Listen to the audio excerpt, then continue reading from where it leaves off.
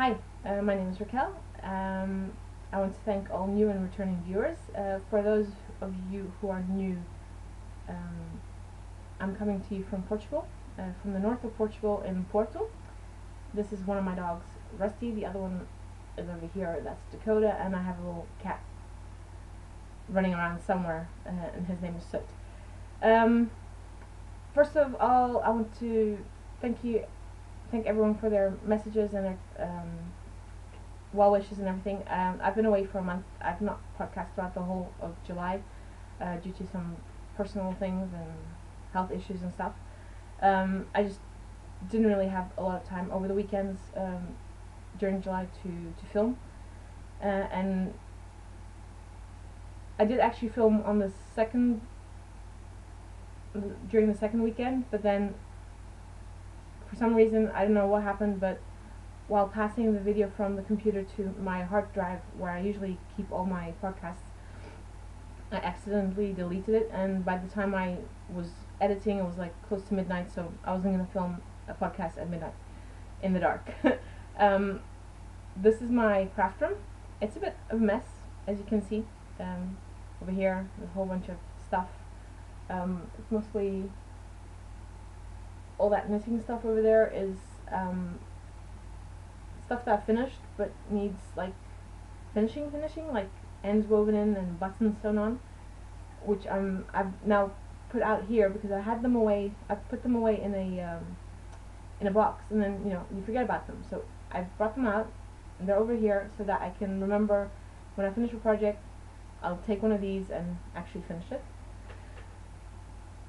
Usually my podcasts are up to half an hour. Today is going to be a long podcast because I have a lot to show, and I've been away for a month, and this little guy wants to go on the table, but he can't because the table is covered in stuff to show you guys. So yeah, there's a whole bunch of other stuff over there. I sorted out my clothing, and there's some clothes over there that I need to fix or adjust, and I'm going to change some clothes, make them into other things. So, Rusty, you're going to stay here? Yeah? Okay, so where to start? Let's start with the project that I was showing the last time I podcast, which was a sweater, the Hint of Summer sweater by Isabel Kramer.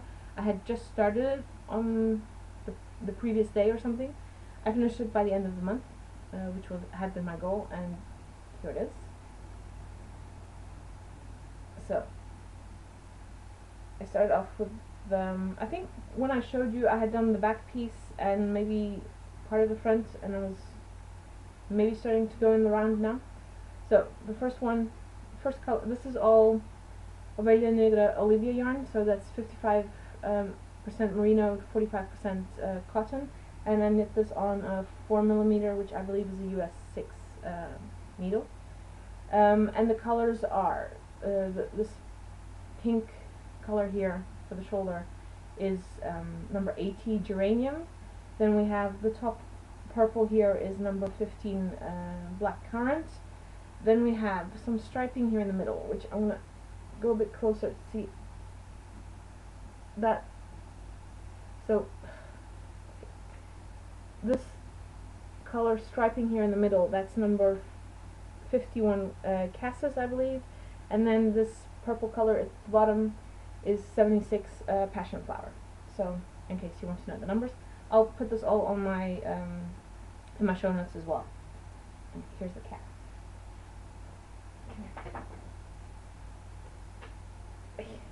Here he is. Here's the little rascal that's not allowed in my craft room unattended. I don't know, he's lately been looking at the ceilings and the walls and jumps up at imaginary things, so I don't know. So anyway, this is what I finished this. I used 140 grams total. I used basically everything I had of this black currant. I had a partial skein or a partial ball of the passion flower, and I used a whole other ball, and then the geranium and the cassis here I used up as much as possible as well. I still have some leftovers, but they'll just go into my scrap bag, and I'll see what I do with that. So that's the first one. Then after knitting the sweater, I needed something smaller, just less, that did not require a lot of concentration, so I cast on another Wolkig by Martina Behm, and I used some yarn that was hand dyed by Angela from Van Agulha in Famalicão, and this is her I believe it's the Le Bruges base, which is an MCN, so 80-10-10 merino cashmere nylon, and this is the colorway. I call it lemon berries because it just, sorry, there's still an end to be woven in. Hey Rusty, do you want to model? You can't sit there. Rusty, you're sitting on my phone, you can't sit there. You can't see the phone because it's hidden underneath the next object I'm going to show you. So, this is a cow, and it's for a friend's daughter. So she's gonna get this next time I see her, and I just need to weave in the ends, but that'll be done real quickly. And then when I finished that, I had some cotton yarn from RGO Design in my stash that I bought last year on sale, and I wanted to use it up. And I had in mind a specific type of sweater, which was, it was going to be a top-down sweater, but I ended up doing the sweater in pieces, so a back piece and a front piece, and seaming it all together. And I had I had 4 skeins of a blue, 4 of the red, and then only 2 of the green, which I thought would be enough for what I wanted it to do, but or how I wanted to make the sweater, but that didn't work out, so I had to adjust that. So here it is. Again, ends to be woven in. The reason I've not woven in the ends is because I'm not liking this neckline here at the back, and this is my own design. I didn't follow a pattern or anything, I just made it up as I went along. I think I decreased too many stitches here in the back, so I'm gonna cut this bind off in the middle, or maybe just undo the whole bind off. Like I said, ends have not been woven in, so I can easily undo this, and then see if we can, without messing with the shoulders, because this is a 3 needle bind off. I still have a bit of the green left over, so I can easily just snip the yarn here in the middle, unravel this up to where I want it to, and then re-knit it the way I planned on knitting it in the way I want to knit it now. I thought I needed to decrease a lot of stitches here for the sweater not to fall off my shoulders, but that's not the case. I can easily have more stitches on the back neck area. So that's the sweater. It looks kind of huge, but it's not. It actually fits quite well. I could have easily decreased 10 more stitches on the body and the width, but this is cotton, and I know what happens. It's gonna grow lengthwise, so I'm fine with the way it is. It fits fine. Like I said, I'm just gonna change the back a bit, and in case you want to see the lace that I used. Let's see if I can just make a cute little square pattern in the back, and I did that on the front as well, but just on the side. So there. And so like I said, this is RGO Design Essential Cotton, I believe, but I'll link everything in the show notes. So this is the 3rd finished object I have. Then I have 1 more finished object. And this is to say, I didn't really do that much knitting in July. There's a whole bunch of days that I did not do any knitting at all. There was also the tour of the fleece, so I did quite a bit of spinning. That sweater that I just showed you was done in a week. It was really quickly. It was done really quickly. The front and the back went zoomed on by, and I spent more time on the green part at the back, at the front, trying to figure out how to do the front without cutting yarn and attaching yarn, because this is cotton, and any ends you weave in, you notice more than you do with wool. So I ended up doing short row shaping for the shoulders, and then going across and doing the same thing on the other shoulder, and that's it. So then again, I finished the big sweater. I wanted something small to do, so I picked up a sock length I had by Donna Maria by Rosario. That was this one, and this one was from, this is what's left, by the way.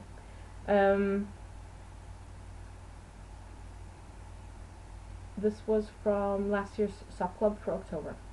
So this was one of the sock lengths that I got, or this was the sock length that I got in the package.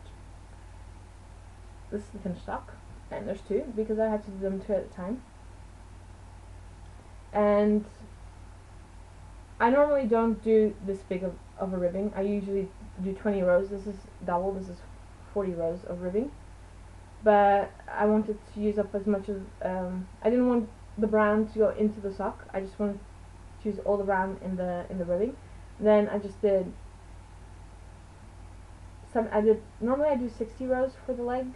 I did 70 rows this time because it looked a bit short. What with like such a large ribbing. And then I did my German short row heels, and then I picked up a couple extra stitches to close this gap over here. I did the foot, and as you can see, halfway through the foot, so halfway through the foot is where the color changes occurred, and they're not 100% identical. One of them is maybe half a row off or something, but that's fine. They look, they're fine. I don't mind that. These I'm probably, I don't know if I'm going to keep these yet. I haven't decided. I like them, but I don't know if I'm going to keep these yet. And I used about 68 grams, and here's 32 grams left over. So this is going to go into my box where my computer is on right now, which is my for the pinwheel blanket that I'm making. And I have this whole bag here filled with stuff as well. So actually, it's going to go right in there. So yeah, that's it for the finished items of knitting. Before I go on to the whips, let me show you spinning. So I had a braid by, and I forget the name where I bought this, but I bought a 200 gram braid that was dyed in like these Halloween type colors, and I had already spun up half of one last October, and then never took out the wheel again to spin up the rest. So my goal for the Fleece this year was to spin up the rest and start playing it together. That's what I did. So this was the original one I spun up, and this is the second one I spun up. As you can see, they're quite, well, they're about halfway done, because I managed to ply them together already. Now I need to unwind this because I need this bobbin. I don't have another bobbin to ply onto, so I'm gonna put this on the nitty nolly that I have over here, which is not even out of the package yet. It's an Ashford one, so and I believe it's like the 1.5 meter one, so it makes a skein of 1.5 meters. So I'm gonna undo that one, then ply up the rest of this, and then I'll be done with that. And then in between, after spinning up the rest of the braid and plying this one, I decided I wanted to ply up some other, or spin up some other yarn that I had, which was a gift, or a prize that I won from Colorful Creativity podcast. It was a pack of roving, or it was a battle bat by Undercover Otter in Atomic Satsuma or something. So it was like this really bright green and really bright orange, or it looked orange, but it's like a whole bunch of flecks of pink and purple in there. So I spun that up, and the color is totally blowing out because it is really bright. You can see some of the green underneath here. I basically did all the green and then applied, then spun up the orange. My idea was to try a Navajo pine with this, but I believe I might not have spun this correctly for that. So if that's not the case, if I can't manage to do that, then I have a whole bunch of mohair that I still need to apply up, which is just plain white, and I'll just apply that up and apply it together with this one, or spin up the other one and apply it together with this one. So that was it in terms of spinning. And then the first weekend in July, my mom was over and she stayed with me for the weekend. So it was 4 dogs and a cat, which was all fine.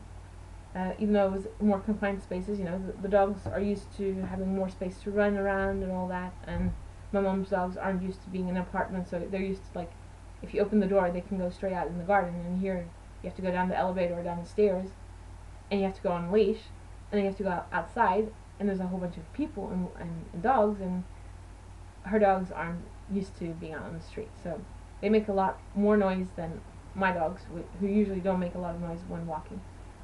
Rusty sometimes barks when other dogs bark, and he growls at other dogs because he just doesn't like other dogs. Or, it's not that he doesn't like other dogs, he believes that everything he sees is his property, so other dogs aren't really allowed to be walking on his property, obviously.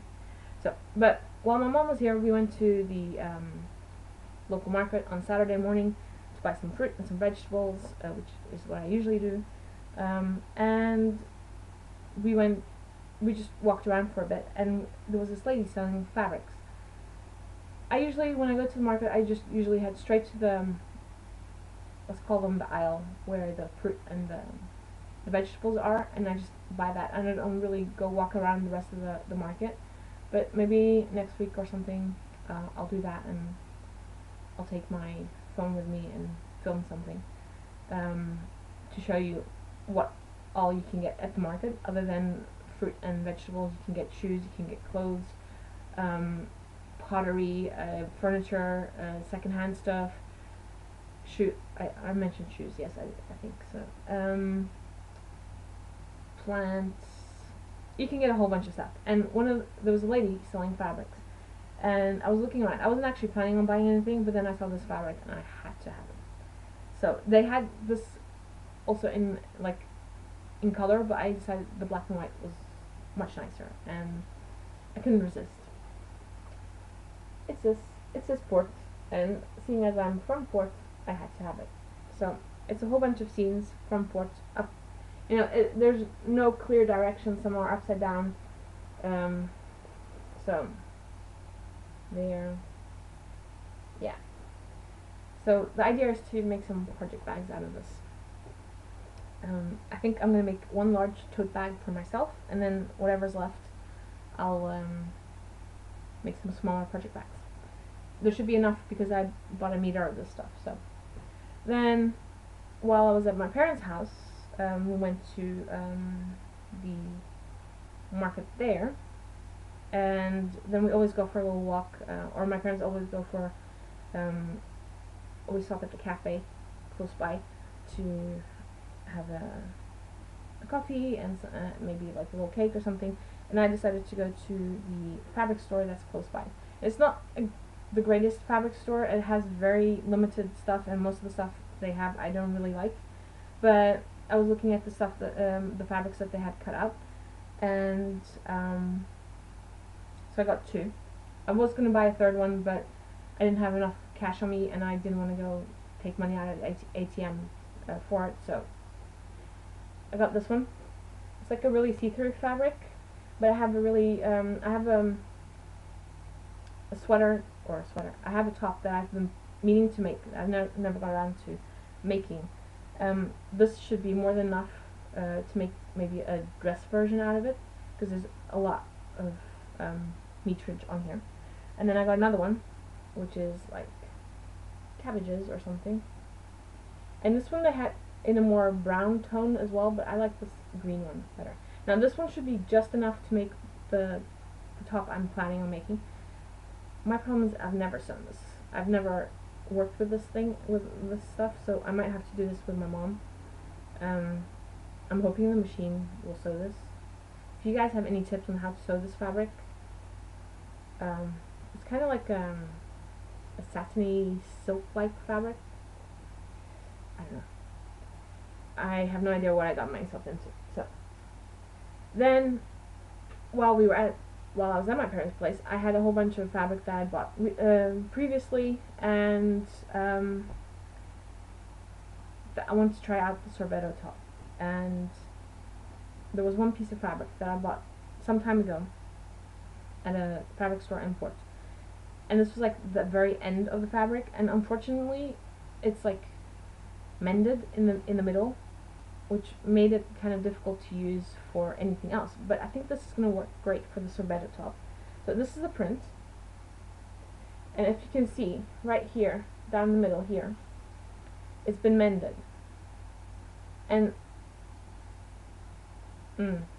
so what I'm going to do is I'm going to make the sorbetto top but differently. Instead of making it in one big piece, I'm just going to cut down the middle and have 4 seams to sew, which is fine. Or I might use this as a little bit of a feature in the middle, but I don't particularly like it. It doesn't look too good. So I know I have enough to make the sorbetto top, and I'm probably going to use this piece of fabric first before I use anything else. So let me just quickly fold this up. Yeah. And this is a store. Again, the fabric stores here aren't. I mean, they're nice. Depends on where you go, but they have nice fabric. I'm talking about more clothing and curtain type fabrics, not quilting fabrics. The quilting fabric stores that there's 2 of them here in Port. I've only been to one of them. That's Riera Alta. That one has really nice stuff, but it's not necessarily adequate for clothing and all that. Although I have seen some prints that I might be tempted to use for making some tops. But the other fabric stores are just like a chain store kind of things, and yeah, they don't necessarily have the best of fabrics, but they do. Occasionally you can find some fabrics, and this is all from the clearance bins that they have. Usually the leftovers of fabrics, or fabrics that they don't sell too good, they cut into strips of maybe a meter and a half, and then they they price it and put in these bins, and that's usually where I got a whole bunch of most of the fabric scraps that I have is how I got that. So now this one, I believe, was my mom's, but she said I could have it to make another sorbetto top out of it, and I won't use all of it. This one I was going to make more of a tunic length. It's like a leopard print. Again, greens and oranges and stuff, which aren't really my colors, but I like it. Then I had have some more fabric, a whole bunch more fabric. Next weekend is like we have a public holiday on the Tuesday, so I'm gonna have a 4-day weekend, and I plan to do some sewing over the weekend. I don't know which day, but I'm gonna plan one day that I'm just gonna do sewing. So I'm gonna be focused here in the craft room. I'm gonna try sew up a couple more of these project bags that I already had cut out, and I had planned on making for the knitting public day, which I never got around to knitting. I'm gonna need to put some interfacing on them, otherwise the fabric is. The reason it wasn't really working was because the fabric is too thin for going through the machine, and it wasn't working, so I'm going to have to put some interfacing on them, which hadn't been my initial idea, but that's the only way it's going to work. But then I, again, was at my parents' place, and I saw some fabric lying around that my mom was fixing up, and they were like old duvet covers and old pillowcases that my sister had asked my mom to modify in some way. And the fabric was really cute, and I was like, well, that's actually a good idea, because when stores have these items on sale, like bed covers and all that, it's really good linen, it's really good fabric, and you can use that for clothing. So I went to this store that my sister had bought the stuff at. Obviously these prints are like not this year's prints, which yeah, one of the prints was really cute. It was like all these woodland animals and everything, but unfortunately, yeah, it was like previous year, so I couldn't get the those prints. But I did get some other ones. Now the only I didn't really look carefully at the packaging, which is all behind me over here, which needs to be thrown out.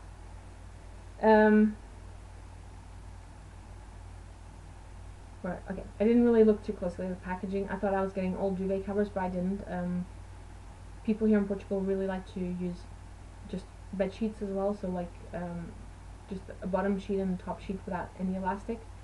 I prefer the ones with the elastic, but you know, they usually tend to stay in place. The ones without the elastic, you need to be pulling them constantly into place. Anyway, I got a duvet cover, and now this one was actually big enough to fit on my duvet, so I could actually use it on the bed. But I'm gonna not be using it for the bed. I'm gonna be using it for other things. Before I got all that other fabric from my mom's place, I had been planning on making the sorbetto top out of this, but I'm going to use this for something else instead.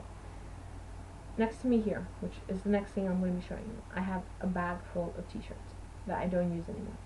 And I've seen on a couple of movies and on Pinterest and everything, and I think Amber from the Yarn Hoarder mentioned she was making a quilt from old t-shirts as well.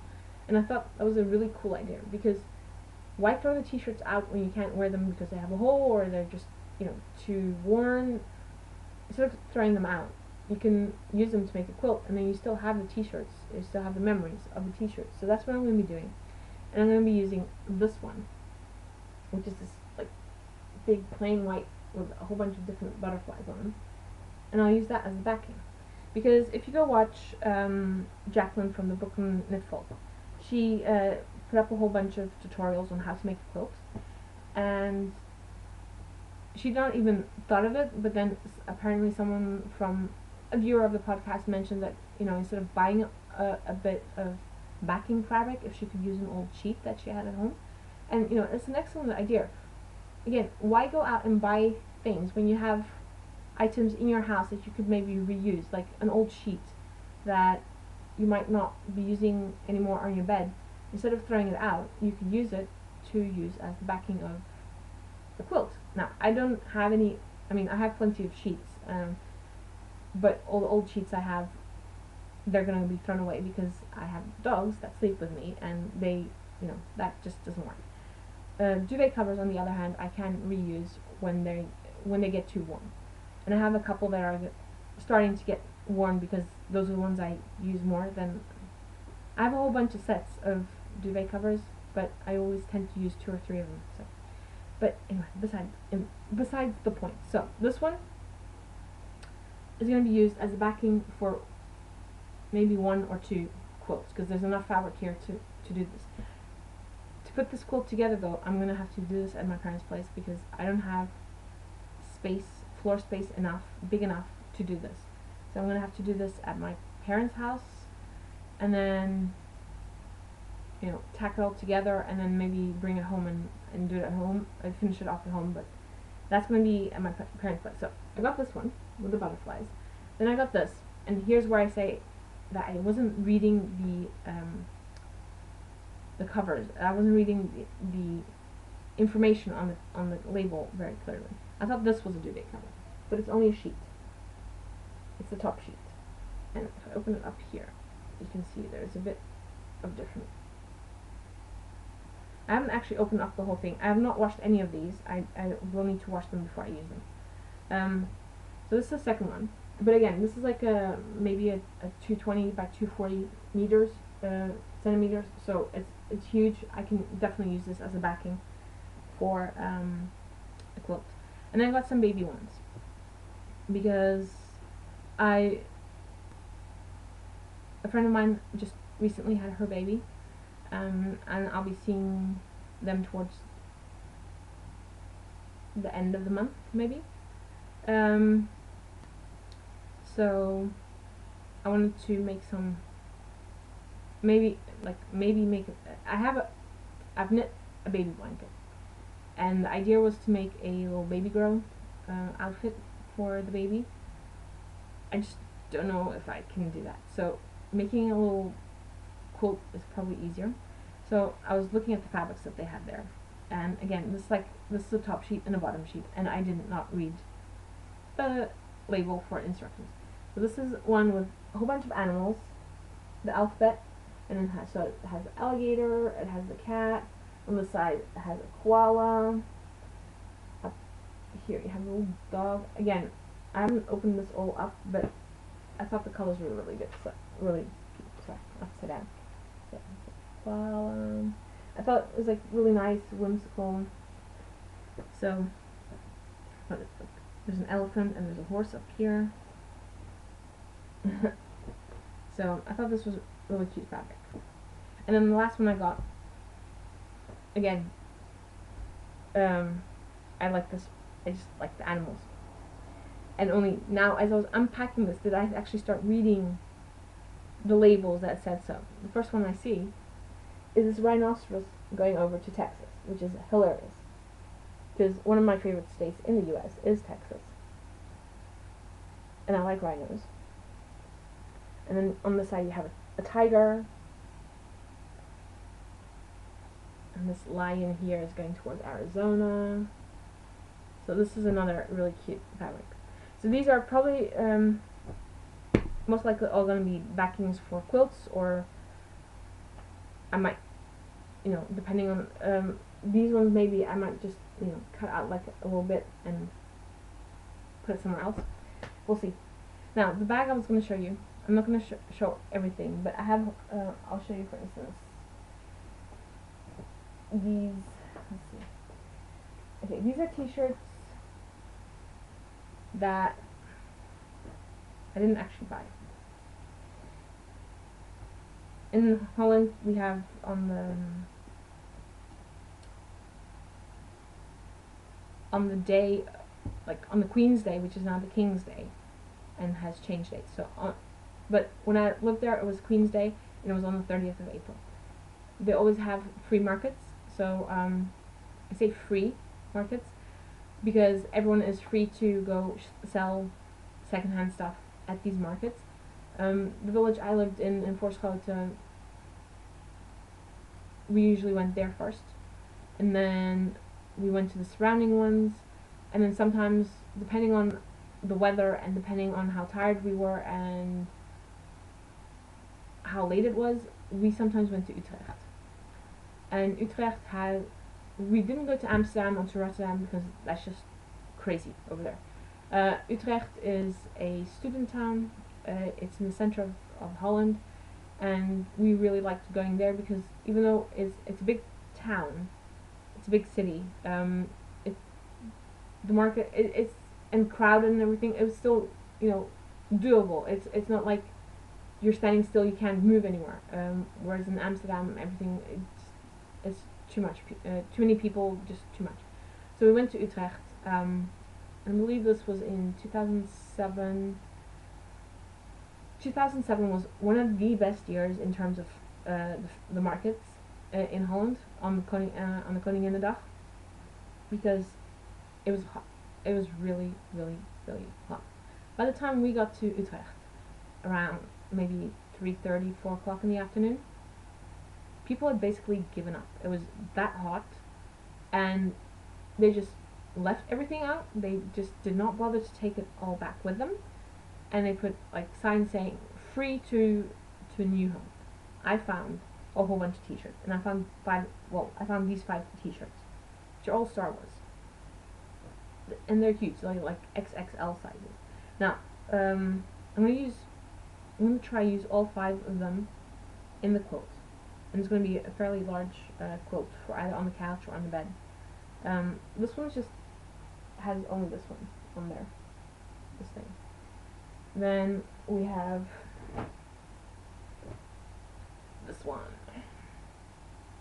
Now these are cool because the backs are also kind of like tie-dyed, so I could use the backs actually as the backing of the quilt, but I might use these for other things, for like maybe project bags or something, because these are cool.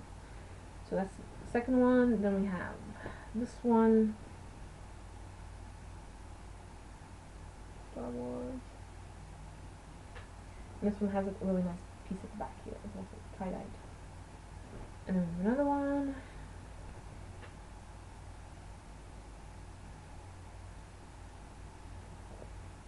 And then the last one, again, is the Sith, I believe. And this is also quite nice back. So, the idea is, what you do, right, is you start off by cutting off the sleeves. Sorry, I got something in there. Start off by cutting off the sleeves. What I'm going to first do is, these don't actually have seams. No, these don't actually have seams. So I'm gonna not cut like this. I'm just gonna take my scissors and cut them off nicely, and then I'm gonna lay it out and lay all 4 of them out, because some, even though they're all the same size supposedly, some are slightly bigger than others, and I want to use as much of the fabric around the picture as possible, especially as some of them are quite large. So then I'm just going to do that. I'm just going to cut down the side and put interfacing on them. I think I'm going to use the softer, like the fluffier interfacing. So I do that for each piece, and then I piece them all together. And I think what I'm going to do is with this one, because it's such a, just like this narrow piece over here, I'm just going to cut this out in the strip, and then add some of the bottom fabric over here to the sides, and use that at the very top of the thing, because I believe it's all episode 1 Star Wars t-shirts, and this is the smaller one of the 5, so that's why I'm going to use that for the top part. And then I have a whole bunch of other t-shirts. There's this company called Centraal here in Holland, and that's for I'm not going to fold them all now, I'll fold them later. Centraal here is for Centraal here. It's insurance, that's what it is. It's insurance. And they have the funniest commercials ever. Because you see something happening and they kind of stop it and you end it with your own imagination. What they did for a while, I don't know if they're still doing this, what they did for a while, this is a time period that I used to go to the cinema quite a lot, either I'm going into the movies or coming out of the movies, there'd be people there from the cinema handing out t-shirts. Sometimes they couldn't be bothered to hand these t-shirts out, so they just had boxes and you could grab however many you wanted, which I did, by the way. So, now, only people who have seen these commercials will get what these sayings and what these pictures mean. But seeing as I have seen these commercials, and if you go onto YouTube, I'll look it up on YouTube and I'll put the link in my show notes, and you guys can check them out. There's really hilarious ones. One of my favorite ones is where this family goes to this safari park in Holland, in the south of Holland, which I've actually been to, and they come back with, whatever. The music is there's a lion in jungle. I can't remember.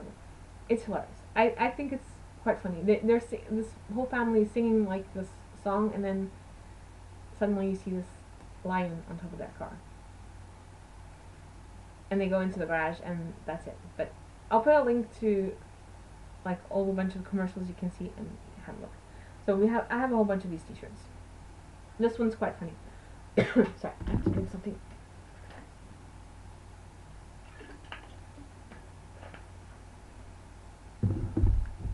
My throat's getting dry. Like I said, I don't usually podcast for this long. This one says cement aan de knikker. And this one was quite funny. It's this guy drives a cement truck, and he decides to pass by his house to say hello to his wife, and he sees this brand new, like, convertible sports car in the driveway, and he's like suspicious, because what's this car doing in the driveway? And he goes to the window and he looks in and he sees this guy handing his wife a large bouquet of flowers. So he's thinking, as you know, if you're watching, everyone would probably think the same thing. This wife is cheating and that's the boyfriend. But it can be further from the truth, because he sees this, right? He sees a scene of the guy handing over this large bouquet of flowers to the wife. What does he do? He goes, gets his cement truck, and he starts pouring cement into the car, into the sports car that's in the driveway. And then he goes back to to the window, and his wife starts waving at him, and this guy is standing there with like a camera crew filming him and handing over this big check because he's just won the lottery and the car. So he's pouring cement into this brand new car that's actually his, but he thought it was, so yeah. It's this that type of commercial. So there's a whole bunch of T-shirts that I have here. I won't show you all. There's like a whole bunch of T-shirts. Actually, I have, as you can see, in packaging. So a whole bunch of duplicates, because I use these mostly. Actually, it was a time that my my maternal grandfather was still alive, but he was sick. So whenever I could grab the T-shirts myself, I just brought a whole bunch of them with me, because then I'd give them to my grandfather and he could use them over the day. That way, if they got dirty, it didn't really matter that much. It's just easy to wash and everything. And it was easier on my grandma as well. But I use most of these T-shirts to sleep in. Yeah. In the summer or in the winter. It's easy. So that's what I'm going to be doing. A whole bunch of them are really old already. Some of them are brand new in packaging. That's what I'm going to be using the stuff for as well, to back that up. Sorry, I moved the camera. I'm sorry. I'm going to go stop now because I have... Oh no. Sorry. Hold your horses. Hold the horses. I still have whips to show you. One whip, and then I'm done. Yeah, one whip, and then I'm done. I'm going to move slightly closer. So, having finished the socks. Finished the socks on Thursday, I believe. Yeah, Thursday. Having finished the socks, I didn't really have my next project plan, and I don't have my next, like, I'm currently working on this one. I don't have a next project plan, which usually I have some of them already planned. I don't know. I'm going to have to see. Because another reason really not to podcast throughout July is that I wasn't really in the mood to knit or to craft a lot and everything. I'm trying to start getting it back. What helped this week was I'd not been watching most of my podcasts, the ones I usually watch, throughout that time either, and one of the things that helped was starting to watch them again, and that actually made the socks go a lot quicker, because I was pretty much ready to put them aside and not knit them anymore. Just rip them out and wind up the yarn and do something else with them. Because now I don't normally knit my socks two at a time. Occasionally I do, but these were going super slow, especially because of the ribbing. I think next time I'm just gonna do the ribbing one at a time, and then start doing the rest of the sock two at a time, because the ribbing was not helping at all. It was just slowing me down seriously a lot. So I finished the socks on Thursday, and I was like, well, what am I going to do next? And then I had bought something I said I wasn't going to do. I bought some yarn at Ravelry when I went there on the 10th of July, which was a public holiday in Maya where I work, so I got the day off. And that was some Fiber Space Vivacious 4-ply, which had literally came in that afternoon. And I was looking at the colors, and I was like, there's one color that I was like, no, if I don't take it now, then it'll be gone by the time I want to actually, when I finally make up my mind to get it, which was the case with this other skein that I'm using on the shawl I'm going to be showing you in a second. So let me just show you the yarn first. Little project bag I made, one of the first ones I made. So the Vivacious 4-ply is in the verdigris color. Let's see if I can to focus. So 617 verdigris, and that's this color. And it's like browns and blues and greens. It's not really, yeah, it's a really nice color. And I got two skeins because I had more or less an idea of what I wanted to make. There's a whole bunch of patterns by Lisa Much, who's the person behind MBK Knitting, Northbound Knitting, and she has a whole bunch of shawls that I bought already, planning on knitting, and never got around to knitting because I never really had. Some of them you need 1.5 skeins, others you just need 2 full skeins of 2 different colors, or maybe 3 colors. Like I said, I just never got around to knitting, and then I saw this yarn and I was like, okay, this yarn is perfect for one of the shawls I want to make. So I'm making Imbue. So again, by Lisa Much, Northbound Knitting, and let's see, without showing you the directions, that's what the shawl looks like. So it depends on how good I'm going to block this thing out. It should block out quite large. At the moment it's on a small needle, so I can't really show you a lot of it. But, oh yeah, the other color I'm using is this one, and that's my RGO sock in the lettuce colorway. This is one that I regretted not buying at the time. Only managed to get 1 skein when it was like already like the last skein, because I had planned on buying not necessarily a sweater's quantity, but at least 2 to make like a large shawl or something. So that's the only one I got. Now I'm not going to be using, maybe according to the pattern I'll use maybe a quarter of it, so I also have plenty left to add into another shawl or maybe a garment. I don't know. It's definitely going to go in the pinwheel blanket as well. But so this is my progress so far. Like I said, it's on small needles. I can't show you a lot. This progress keeper is just to show you what I did yesterday. Now this is short row shaping. So basically I did all this, but that means I did from this striping section all the way up to here. And I'm up to this much, so this is the full skein. This is pretty much, I haven't weighed it yet, but it's around 50, maybe 40 grams left over. So that's where I'm at today, or at the moment. I've done the second wedge of color, and there's going to be a third one, but first I need to do all this, and right here you can see the color better. See? And this is done on 5mm needles. I could easily have gone up to 5.5mm needles. This fiber space is fantastic. It really is nice and scrunchy. Depending on what size this comes out as after I bind off, I have to see if I'm going to block this or not, because I like the fabric the way it is now. But I think on blocking it's going to open up a lot more, and it'll be a much bigger shawl. So that's my project for now. Like I said, I have no idea what I'm planning next. I have a whole bunch of Lisa Much's patterns to knit as well. I just don't know if I want to do 2-3 shawls back to back.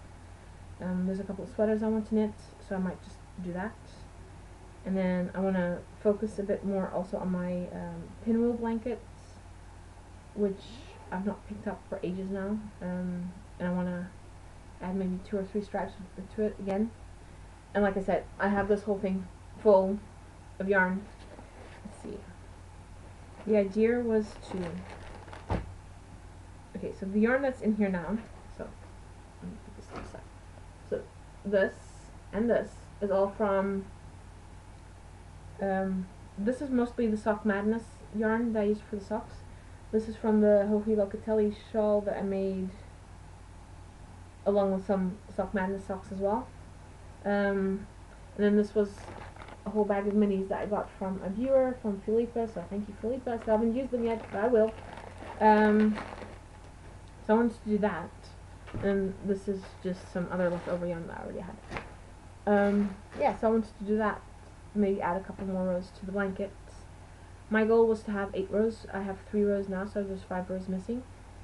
I can do, during a work day, I can do 1 square a day. So it should be doable if I focus on, if I finish the shawl and then focus on the blanket for the rest of the month. It should be doable. September, well, October is going to be socks again. November, I want to make, I want to knit a sweater. I don't know which one yet. I have a whole bunch of sweaters I want to knit. I have yarn for it. I just have to sit down, swatch, and decide which one I'm going to be doing, which one I'm going to be knitting. Might do 2 sweaters like I did last year in November. And then December, I wanted to focus on the hexagon blanket, the Persian Dream blanket.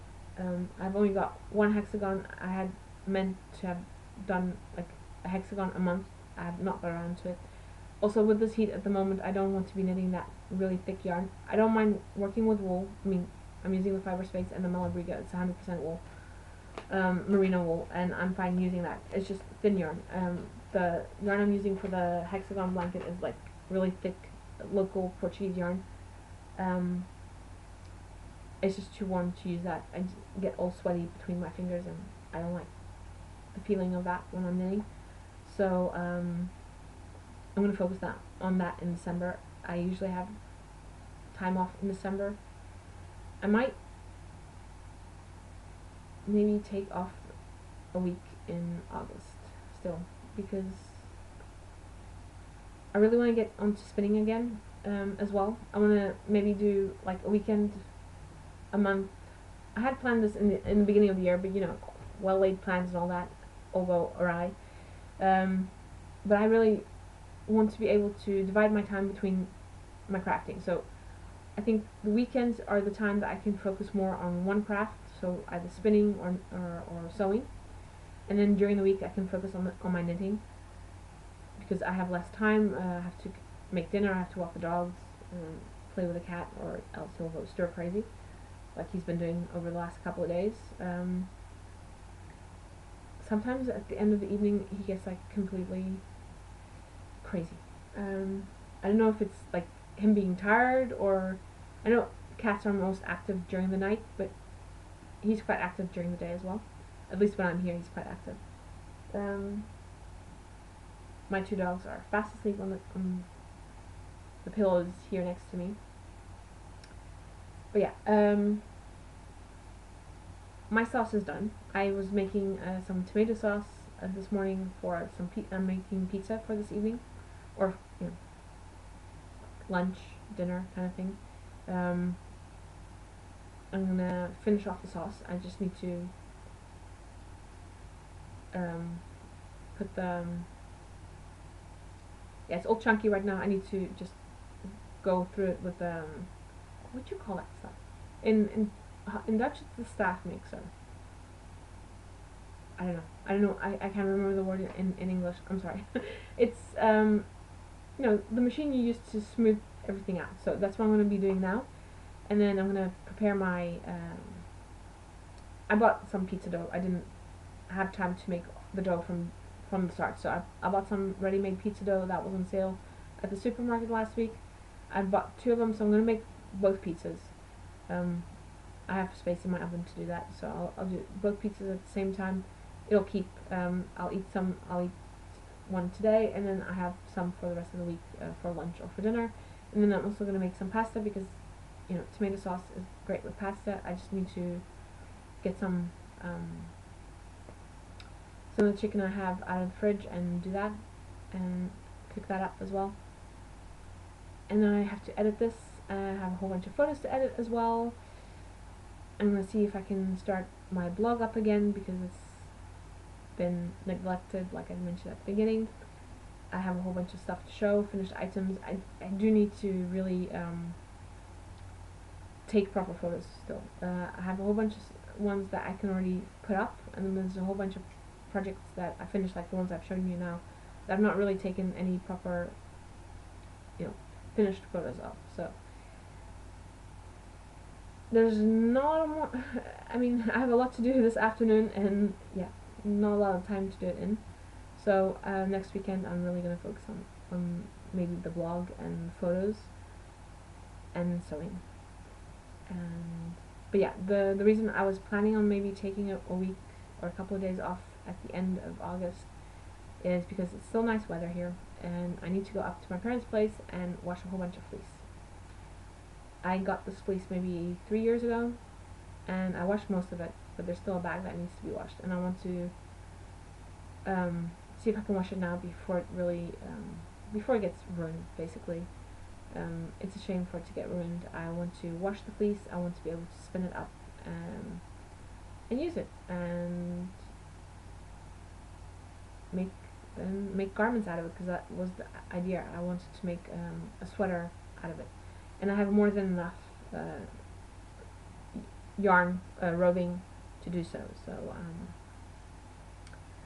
So yeah, I'm gonna let you guys go now. I'm gonna maybe insert some pictures of the sauce that I made this morning.